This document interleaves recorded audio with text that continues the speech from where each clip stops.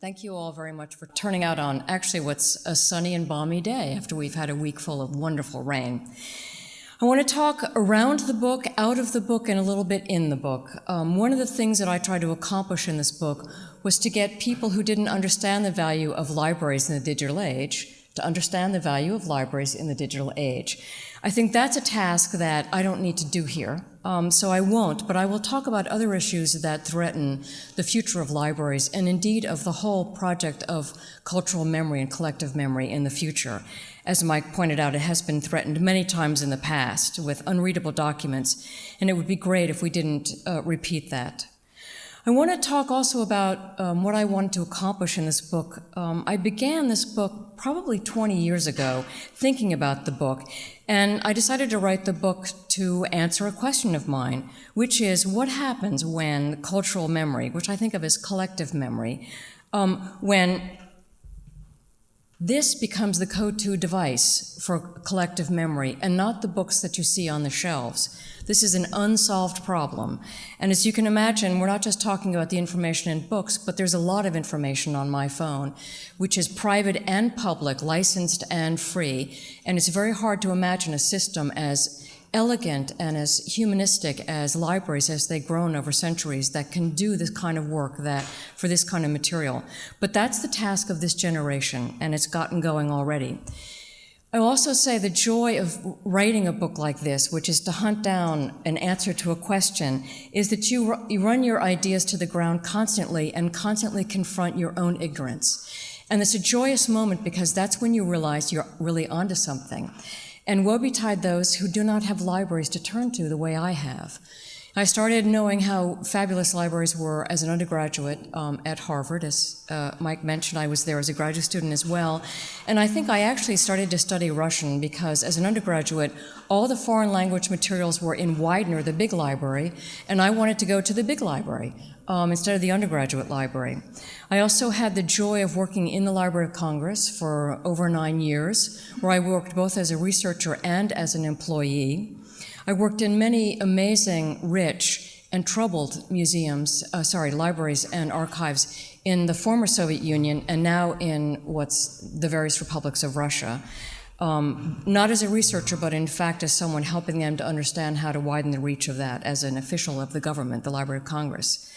But my greatest joy is that now, since I moved to California 10 years ago, my local library is actually Stanford University Library. And I just want you to know how very significant the support of the staff and the collections have been to me. I couldn't have written this book without the support of this collection.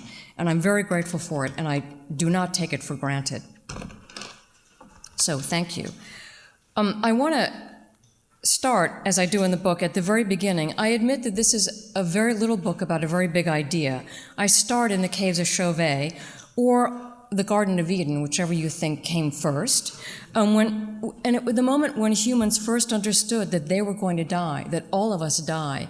We don't really know when humans understood that they, unlike other animals, became aware that they were going to die. But it was a really pivotal moment, and I think that the invention of outsourcing memories and knowledge onto things that live far beyond a human being began in that moment when we tried to cheat death. And there is no greater cheat of death than, in fact, information technology. Now, this Paleolithic selfie, this was done about 40,000 years ago. And it shows that from the very beginning, we don't know what they were trying to tell us, but it's pretty clear that they were human beings. And there are many theories about what they were doing in the cave, but that handprint tells us that one thing they were doing is they were leaving their own mark. So beyond answering the question, my own question about what's going to happen to the great cultural record when everything is digital by default, at least access, I also wanted to let people know about the paradox that in this age of digital abundance, it's actually harder, not easier, to secure historical record and personal memory into the future. I think the average person, one of the target audiences for this book, really thinks that because information is prolific and they encounter information about themselves on the web that they wish wasn't there, that in fact the information is permanent in a way, far more than books. But it's just the opposite. In fact, the digital media are quite ephemeral, and much of it is locked up in proprietary systems, and much of our personal data actually is controlled by companies that provide these for free platforms where we put our personal data. It's not really under our control totally, and most people don't realize that. I know you all understand that. And the third reason is, and I think it was the thing that really burned me the most, was the references I would hear to preservation being essentially a kind of technical issue that wasn't as important as, say, the interpretive work of what scholarship does or the creation of data. It's actually the opposite, I think, that preservation is far more than a technical issue.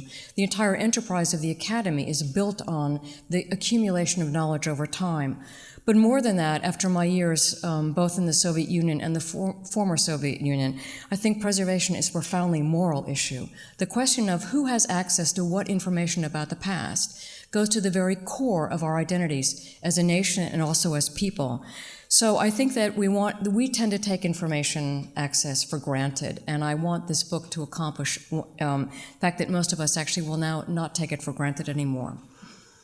So why do I think that the record is at risk? Why this inflection point when we have to move all of the analog information onto digitally accessible formats, even if we can't scan everything, and also because the digital information itself is very ephemeral? Well, we're moving from an economy, an information economy of relative scarcity. I know standing in a university library, it's hard to think of information as being relatively scarce, but it is. The barriers to actually publishing are very high, and there's an upfront investment on the part of many people to keep it around for a while. None of those incentives for preservation and access exist in the economies of digital information, and that's a topic I go into, but it could be volumes and volumes about how to provide incentives for digital preservation.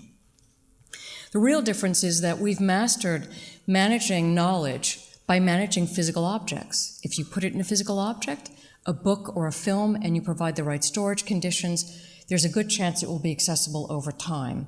Even some copies of the Magna Carta survived. Even if they aren't readable yet, some of them, we may be able to capture some information from that.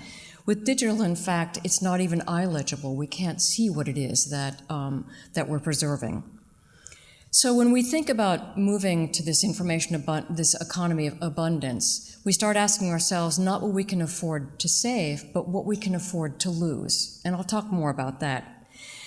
I determined that, from my point of view, the two primary obstacles to solving the problem of securing information into the future are conceptual. They're not really technical. The technical things, I think, will be taken care of once the people in charge of technologies understand how urgent this is. They can build the technology, they can provide ways to preserve it as well. The first common misconception is that this information abundance actually is caused by computers, and that it's in fact the first time this has ever happened in human history. Well, both those things are completely untrue. So I spent some time acquainting people with the history of information technology that produces a kind of information vertigo the first couple of generations. The second set of misconceptions is about memory itself. And this is where I talk about how data storage is in fact not memory. The computer model of memory is not a significant analogy to human memory, or biological memory, in fact. And that forgetting is really the first step in forming robust memories. Yes, it's really good to forget things. And to the extent that we can put them out on machines, it's actually a good thing for us. It's not something to be frightened of. But most of all, memory is really not about the past. It is about the future. So I talk about technology, and this is one of the earliest surviving information technologies, the cuneiform. It's important to note that from my perspective, technology is a tool. It is invented by human beings, it is controlled by human beings, and the responsibility for how it is used is in fact that of human beings.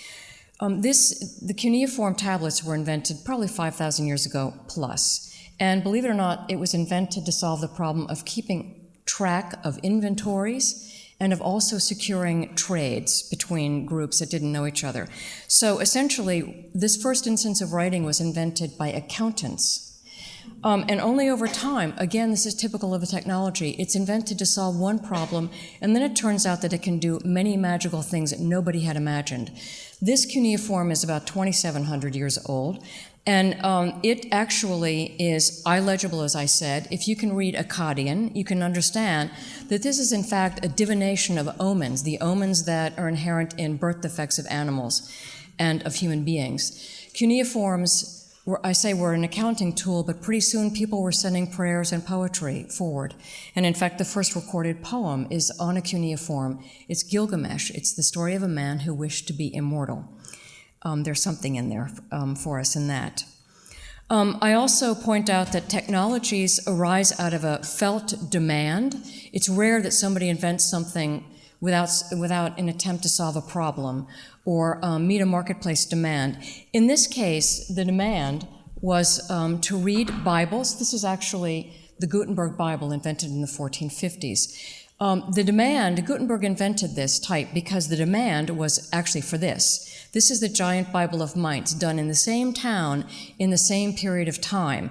You'll notice that Mr. Gutenberg did everything he could to imitate the technology, the look and feel of a handmade document. So it is true that all technologies start out basically meeting a demand. You know, people didn't want a newfangled Bible. What they wanted was an old-fangled Bible that was actually just cheaper and faster in production.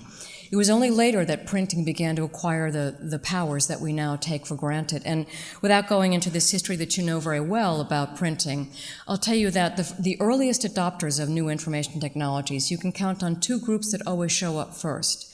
The first are pornographers. There was a good deal of pornography in printed materials. That's not a surprise. And the other are ideological, fervent people. I'll call them fanatics. But in fact, the people who were most adept at using this technology to wage a religious war, in this case, were the Protestants who were fighting the authority of the Pope.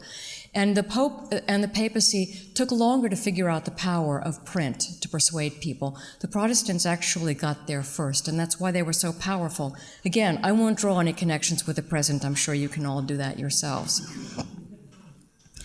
Every generation has to adapt to this new technology. I talk a bit about one of the very first print natives. This is Michel de Montaigne, famous for writing his personal essays, which are still in print today. Widely copied, even if unconsciously, by bloggers, and the huge welter of memoir literature today. He was someone who grew up or surrounded by books, and he became an author in part because he had an easy way of printing. His audience discovered the joys of reading these books because of this kind of writing. So he was one of those people who became a writer because of the new technology. He invented new audiences for this. And in fact, he invented a whole new genre. This is also another feature of new information technologies.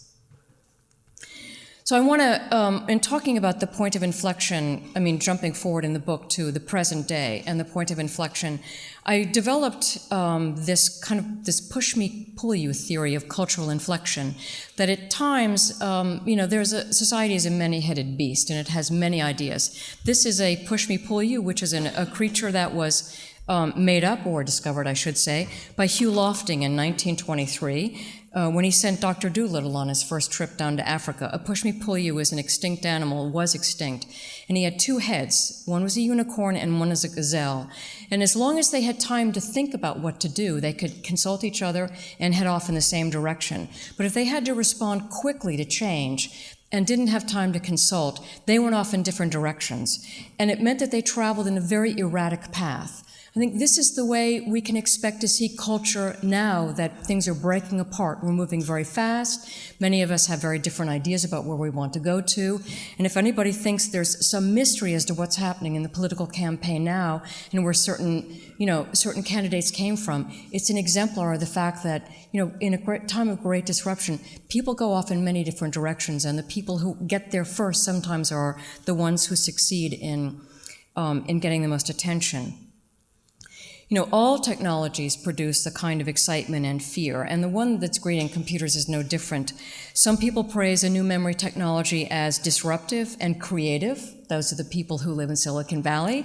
And others condemn the same technology as disruptive and destructive. So I think of these in my mind as sort of the techno-optimists or utopians and the nostalgics. And I talk about some of them in the book. They can be quite amusing stories with the the help of hindsight. But let me just start with the granddaddy of all techno-curmudgeons, Socrates.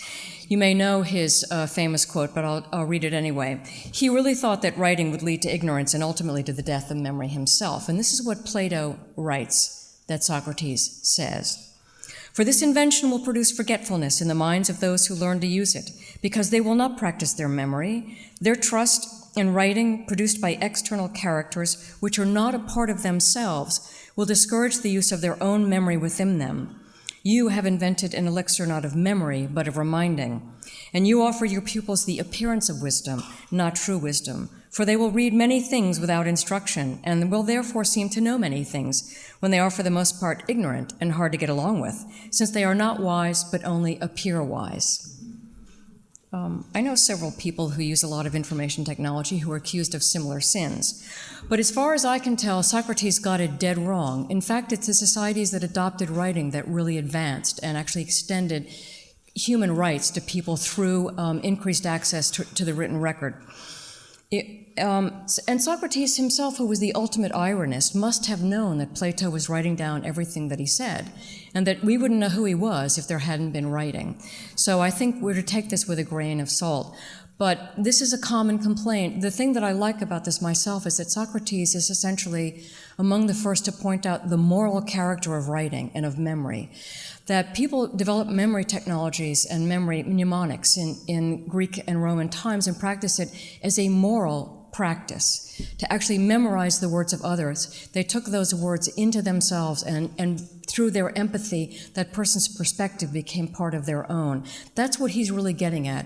And I think right up through the invention of the atom bomb, people who discover knowledge are puzzled by how they can actually take moral responsibility for the uses of that knowledge once they put it out in the world. This is a very important theme that comes up in my book, but I think deserves more attention both here and in the wider world with technologies and the gee whiz factor of all this information that we have. Now I want to jump forward to the 1840s. Actually, this is from a physical atlas by Berkhouse, published in the 1840s, available online and soon to be here in the David Rumsey Map Center, made by a German named Berkhouse. There was a great mania for assembling information from the starting in about the 1830s. So I bring this up to illustrate the core historical moment that I talk about in the book. You know, the current information inflation did not begin in the 1990s when the internet was open to commerce. And it didn't begin in the 1940s when the military invented computers. I think it began essentially in the 1830s. And it was not a technical innovation that set us on the present course, but an idea. And that idea was materialism, the embrace of materialism, the idea that the universe and all that exists in it is no more and no less than a material effect of material causes. It is what drives science and engineering today.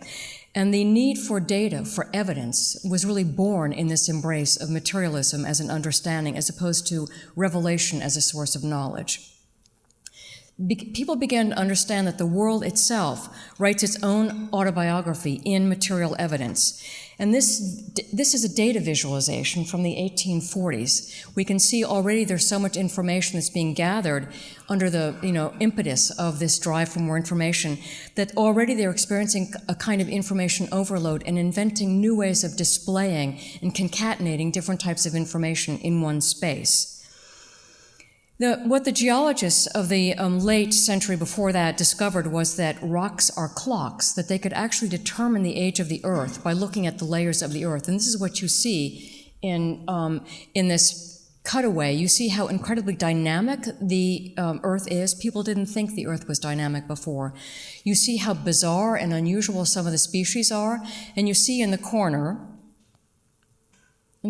up here, above the volcano, is the dodo, evidence that in fact life comes and goes. It says that the last one was sighted in 1691. This is a revolutionary idea in the late 18th century, really very fundamentally different from other types of understandings of time.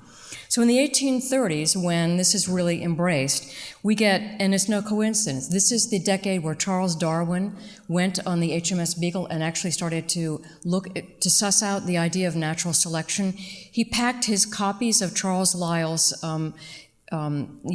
principles of geography that allowed him thousands, millions of years of time to work out natural selection. The word scientist was invented in 1833. It didn't exist before then. There was no need for it. There were natural philosophers and there were natural historians, and they didn't do the same business, but science was different. The newest information technology was the first really robust imaging technology from life. The daguerreotype was invented in 1838. And by the end of that decade, there were telegraphy experiments in several different capitals in Europe. We also had the first railroads in England, railroads being a critical form of information technology, as far as I can tell, in terms of that communication. By the end of the century, we have sound recordings introduced in the 1860s and X-rays in the 1890s. So this new understanding of cause and effect gave birth to what I call this forensic imagination, the kind of imagination that infected Charles Darwin and infected Sigmund Freud. He also looked for traces of the past that were visible or audible in the stories he heard from his patients. Of course, the forensic imagination of Arthur Conan Doyle is what invented Sherlock Holmes. It also drives the people who created the Large Hadron Collider and the people who obsess about big data. We can never have enough data, enough evidence about the world to answer all of our questions. I'll note that, in fact, in 1840, the very first detective story was published by Poe, Murders in the Rue Morgue, and I'd have to say that this whole detective story, the whodunit and how, is really the grand narrative of the modern age. It's all about finding out about the past by investigating the traces in the present. So this massive hunt for evidence led to a massive crisis in storage. And the invention of the acceleration of printing with cheap printing and the building of lots of libraries in the 19th century. This library in Saint-Geneviève was started in 1838 and it actually opened in 1850. And I don't suppose, because it now looks so iconic, that you understand how incredibly radical and innovative it was at the time. By the time it opened, it had been totally sort of infected with the ideas that caused the 1848 political revolutions. This was the first building that actually students could go to study. They actually had to study in their rooms before this. It was open very late hours. It was a whole new idea about access to information.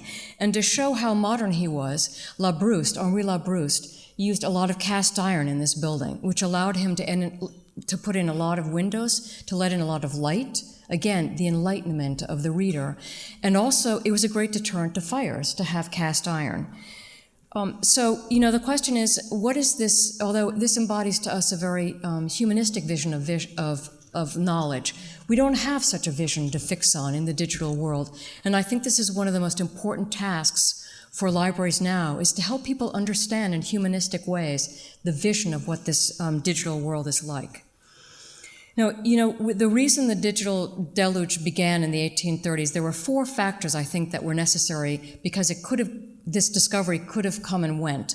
In fact, the Greeks had the same theory about matter as the materialists of the 19th century, and they didn't invent modern science. So there were 4 factors that influenced where we are today. One was the general acceptance of empirical methods and materialist theories in science and engineering. The second was the harnessing of those economic systems to apply knowledge and create ever finer instruments to accumulate ever greater amounts of data. So the pursuit of knowledge was not aesthetic. It was to be done in order to affect the world. The third thing is the dedicated resources to educate an expert workforce. I think Stanford University is witness to that dedication. Stanford University didn't exist in the 1830s, and look where it is today. And the last, and possibly the most important this year, is the political regimes that keep the pursuit of knowledge well-resourced and protected from ideological interference. You take any one of those away, and the entire enterprise of our digitally rich world is endangered, and that means our information infrastructure itself is endangered. So here we are, uniquely dominant over this planet because of our collective brain, the amount of information that we have. In fact, we are, as we're just beginning to realize, we're dangerously dominant as a species over this planet. But with all this technology, what could go wrong? Well, actually, a lot could go wrong. And here's where I switch from history to brain science. And thank goodness, in the 20 years that I had been thinking about this, neuroscience has really made staggering advances in understanding memory in humans and, in fact, in all life. The brain has an enormous job to do 24/7. It's filtering information all the time. It has mechanisms for acquiring new information, for consolidating it into existing information in the brain, and converting short-term memory into long-term memory when it's decided that it's information that's worth keeping around. And when we go to bed at night, the brain actually takes the trash out. It decides what it doesn't need, and it flushes it away. So woe betide any of you who think you can do a couple of all-nighters and actually it will improve your ability to remember things. The opposite is true. As long as your brain doesn't flush that stuff out every day, you will actually be hampered in your ability to remember, and you will not be able to form the kind of robust long-term memories that take sleep and time. But the question is, what is valuable for the long term? This is the question facing us now in digital libraries. The information is going away so quickly. How do we know what to save? How do we predict what's valuable? And again, I think that the model of biological memory is about as good as it gets. It is, in short, information is valuable to the extent that it can be reused by the living organism, and that would include us. Our collective extended memory in recorded knowledge is also useful to the extent that it can be reused in the future. We don't really have any idea what the future is going to look like, so that may seem like kind of an empty promise, but I'll get there. I want to talk about the two kinds of memory problems that we can encounter along the way. The first is forgetting things. And here I talk at some length about Alzheimer's and what that tells us about our collective memory, not just our personal memory. This is a picture of Iris Murdoch. She's probably on her way to succumbing to Alzheimer's at this point. A prolific writer and philosopher who not only succumbed to Alzheimer's, but as she's documented in her husband's wonderful memoir of her, she actually lost her irisness, this quirky personality she had and her extravagant imagination. Yes, she forgot about the past. And yes, she became spatially disoriented. You know, spatial organization and memory are very intimately tied together, as anyone who's done any reshelving of books will tell you. They're really two sides of one coin. But the most significant thing is that she was unable to imagine the future. And there's been a lot of work done, in the Valley about this. The fact that when you lose parts of your amygdala and other parts of your memory, you lose your imagination because imagination actually is memory in the future tense. It is the stuff of which we build scenarios. It's entirely of the stuff that's stored in our minds. That's why I say that memory is not about the past, it's about the future, which is a message that is very hard to get across to certain people who think that it's entirely about the future, and the sooner we leave the past behind, the faster we'll get to the future. It works the other way around. I also talk about not just forgetting things, but about remembering too much. And here I give the case of a memory patient, a patient of Dr. Luria, who was a very great Soviet-era psychologist who studied a man called S., a person who could remember everything. And you may envy this person at first because he could remember everything, but he also couldn't forget anything. And his life turned into a disaster in front of his eyes. And the story about this man is very, very poignant. He was able to make a good living as a memory artist, but he wasn't able to keep a job because he really couldn't figure out what the point of anything was. He kept waiting for his life to begin. He didn't have a sense of how things work in the real world. When he would acquire information, everything would go into save and nothing into delete. So every time he went into his memory palace, this is what it looked like. This is rather unfair. This is actually the Library of Congress moving into their new building. But I love the picture so much. And just imagine, in his memory palace, he would walk in and look at a memory, and he'd look for a memory, and he'd see the first thing, and he'd take off. All these other memories would come. He couldn't build associations and no hierarchies of value, and it really ruined his life. Everything was just one damned thing after another. This is not a picture of S, but this is in my mind what S looked like. I want to just quote what he says about his own life. At one point, I studied the stock market, and when I showed that I had a good memory for prices on the exchange, I became a broker. But it was just something I did for a while to make a living. As for real life, that's something else again. It took place in dreams, not in reality. And his doctor said at the end of his time treating him, and here I quote Laurier, he had a family, a fine wife, and a son who was a success, but this too he perceived as through a haze. Indeed, one would be hard put to say which was more real for him, the world of imagination in which he lived, or the world of reality in which he was but a temporary guest. So these parables tell us that if we can't remember enough about the past, we lose a sense not just of who we are, but of where we can go in time, in the future. And that if we remember too much, then we never actually get a sense of what is valuable and what isn't valuable. And in a time of information abundance, we actually risk both not saving enough of the information that we have by not making it digitally available and securing it the way it needs to be secured in analog format, but also taking in too much information and keeping it all, but not creating pathways for meaning and patterns through it. And that's really a sort of computer intelligence question. I'm not saying that we should not save all this information, because we should. But I would say that, in my mind, the greater the sources of our collective memory, the larger the toolkit we have for saving all of the problems that are facing us in the future. So, for example, there's a lot of information that we need to save from the past in digital form that didn't appear actually to be intrinsically very valuable until technology came along. And I want to point you to the work of some computer scientists. One is this man, Carl Haber, who is a local hero. He works in Lawrence Berkeley Laboratory. And he's an experimental physicist. He does the technology, imaging technology for the inside of the Large Hadron Collider, and this was the collider that found the Higgs boson particle. The same technology he used over the weekend to try and to image broken and hard-to-read audio formats. He did it by actually visualizing, creating a visual map of these materials that were too hard or too difficult or too dangerous to replay. And so he's reconstituted the lost voice, say, actually of some of the first recordings by Alexander Graham Bell. This machine is called Irene.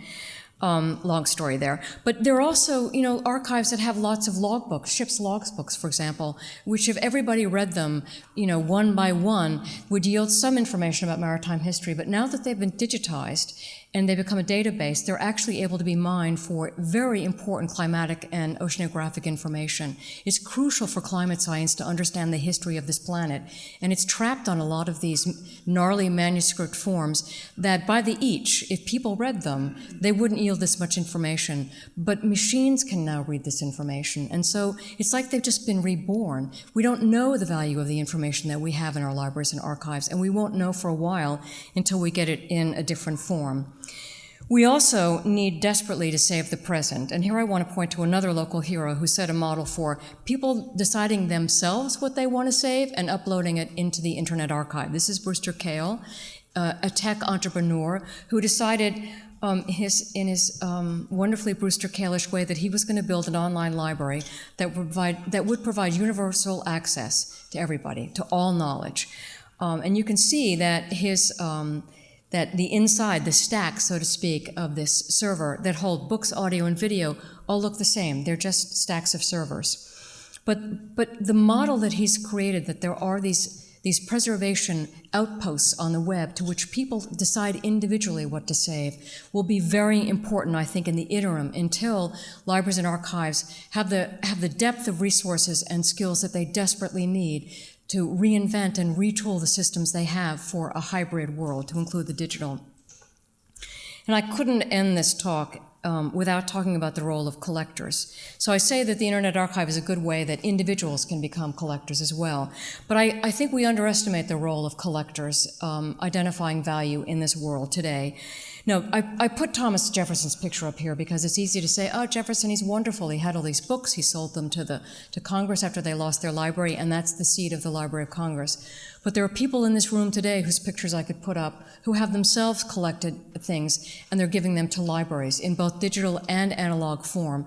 It's really up to collectors who really have a private passion and a keen understanding of certain materials that really can step into this breach, in this inflection point, and collect things. The key is to be able to wed their private passion to a public purpose. And that's what libraries and archives provide. It's the public purpose for this information. It's really very powerful.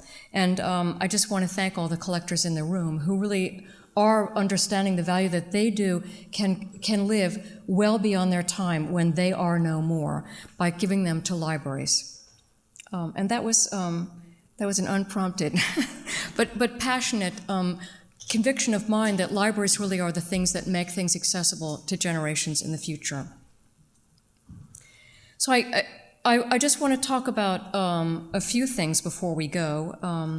And one is the risk is that, in fact, we will not understanding the value of information and thinking that some of it is quite fungible, that in fact we'll also neglect that these libraries are deeply personal spaces in our imagination. People who walk into a library or go on the web thinking that it is the library, they imagine they're in a very private space. And so how do we, as digital librarians and others, actually build this image that people have of a public but also private space? How do we secure the policies that make it possible to have a real public library access online? And how do we aestheticize knowledge? I mean, how do we make using digital spaces as beautiful as this when what we really have is this? So I want to close on the words that actually gave the book to my title. I want to cite another local hero, and that is the last verse of a poem written in Berkeley in 1986. And it goes like this. I imagine the earth when I am no more. Nothing happens, no loss, it's still a strange pageant. Women's dresses, dewy lilacs, a song in the valley. Yet the books will be there on the shelves, well-born, derived from people, but also from radiance, heights. Some of you may recognize those as the words of Czesław Miłosz, who lived in Berkeley for many years in a kind of political and linguistic exile from his home country in Poland. I think that as we live longer into the 21st century, and our children and grandchildren live even longer, that they too will begin to feel a strange kind of sense of exile from the land into which they were born. Language will change, technologies will change, the landscape itself will change, and they too will have a hard time remembering what the landscape here was like when they were children.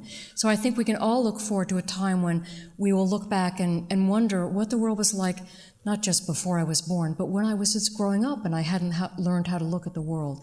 So I think we need to adjust our time frame to talk about this need for addressing nostalgia in the present as well as long after we are no more.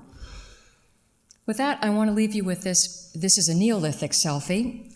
It reminds me that we're not really sure whether they're saying hello or bidding goodbye, but we do know they're human because they wanted to leave their mark on the world. And as far as I'm concerned, they're saying, okay, now it's in your hands to make sure that memory survives. So, thank you very much.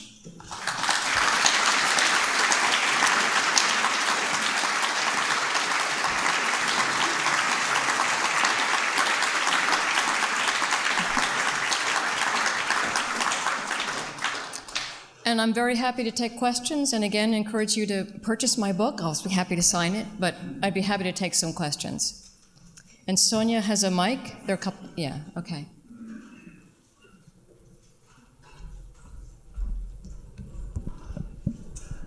I was pleased that you mentioned change, because neither you nor anyone else working on this seems to have addressed that problem. Locks should be renamed. Lots of copies keep bits safe. In other words, lock BS. It does not keep stuff safe. In order to do that, given that file formats change about every 5 years, you need people probably in libraries to do translations of old formats to new formats, and hopefully those can be cascaded over time so that you can still maintain contact with the old information. But nobody is addressing that problem at present. It could be done by using these libraries around the world that have internet access to use student projects to do this translation. But as near as I can tell, nobody is working on that. Well, let me just say there's that the expert who can actually answer your question as opposed to my waving my own hand, David Rosenthal, is in the back. And David, if it's all right, because it's a kind of, can you briefly say something, or should we also just send you out into the hall and talk about this? 3 quick points. Firstly, the empirical evidence is that formats last a long time. There's research from the British Library looking at the history of web formats that shows that they really last a long time. Secondly, LOX migrates formats to formats that the user's browser can read. Thirdly, you can read a report that I wrote last summer for the Mellon Foundation about emulation as a preservation strategy, which is also a viable way of dealing with change. Thank you. Thank you very much, David. I know there's a lot more to be said about it, but now you know who David is and you can talk to him. Other questions? Let's see, Nancy, and then, and then Nancy, okay. I don't know whether this is a question or a comment, but I was pleased that you said that not only you showed in your slide individuals creating a database of knowledge, as well as the elite collector, and so that those two are represented in the great libraries, the sort of more common need in knowledge, and the elite collector of the valuable and older sources of material. I think that's an important marriage of those two. Absolutely, I agree.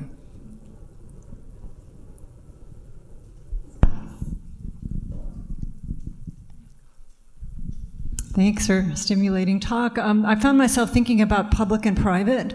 That is, you're talking about libraries, but they can be public, and Stanford and University libraries, some of them are private. And I'm thinking that there are things we want to save, like movies and TV shows and broadcasts and all sorts of things that might be saved by the corporations that are producing them. And so I wonder if you've given any thought to that kind of the risks of putting preservation of important things in non-public hands or in public hands. That's it's I want to say both. I mean, I have thought about it. It is a complicated question. I'll just answer briefly that it has a lot to do with economic incentives for creating information and then keeping it alive. And I did serve on this task force for the National Science Foundation on the economics of digital preservation. Very complicated matter, because there are organizations like universities where there are people who produce lots of data, like scientists, that they understand the value of, and that they know that they want to keep around. Private companies also do this. Sony, for example, Disney, and then of course Apple and other places like that. So there are corporate interests that can keep this around for a while. The hazard, we're not going to change the fact that people create information to be sold.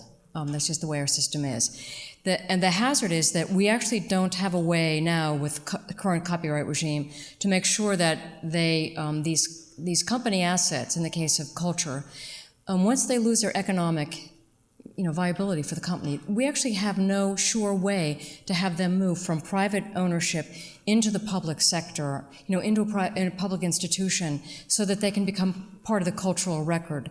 There are many, many ways that have been worked out in hard copy libraries for this to be done, and even archives that maybe people want to keep closed for a long time. We have protocols around paper, because paper and hard copy can be controlled. But this is one of the great contentions about digital copyright now, which actually, I'm sorry, Nancy, needs legislative remedy, because otherwise now we're just trying to work around licensing agreements. So it's one of the critical policies that needs to be dealt with by Congress sooner than later. The other thing is, in terms of stuff that circulates on the web in particular, and that kind of free culture, so-called free culture, issues about privacy and security are crucial. And they haven't been settled either. And I have a feeling they're coming to a head. But these are issues that people inside libraries and archives and companies know a lot about. But we haven't solved that problem yet. Okay. Yes, John. Thanks, Abby. Marvelous talk. Thank you. My question is about electricity. When we talk about preserving digital assets, we're talking about electric supply. Mm-hmm. And I'm sure the people you've talked about and you have thought about this, but what happens if there's massive disruption of electrical supply? I mean, we know what happens to the Gutenberg Bible. With any luck, it's still there. But I wonder what your thoughts are on this question. Honestly, my thoughts get pretty gloomy sometimes, John. I stopped at some point being anxious about information technologies per se, and I think it's because of people like Carl Haber who are in a position to do something about it, and once they find out about it, they can do something about it. But our entire, infrastructure is dependent upon energy. It's, information technology is just one of the things that's dependent upon this. So I think that, it's all of civilization that's at risk, not just digital information.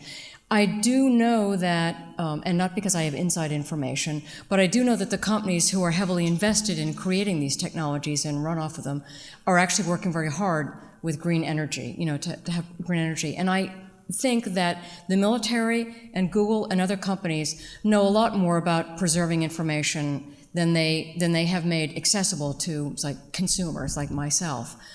So I think that there are people working on it, but it's a very fraught political issue. I can't talk about that famous magnetic pulse, which is going to wipe out everything. I don't know what we do in that case. Sonia, there's a woman up front who wanted to ask a question.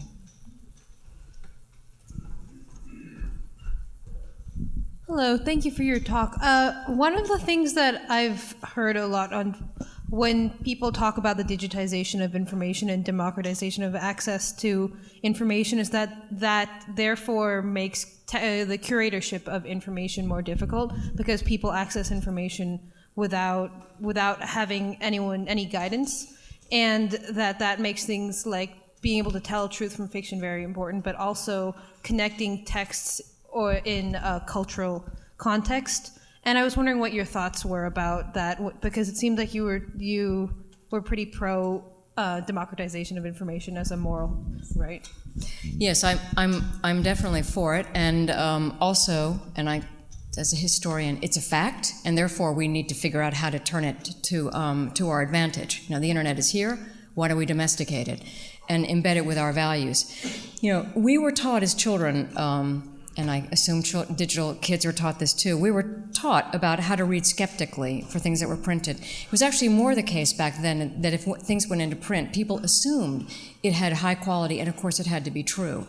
So, I grew up with people sitting around the table exclaiming over something in the newspaper saying, my goodness, that couldn't be true. And somebody literally saying, well, of course it's true, it's in print, isn't it?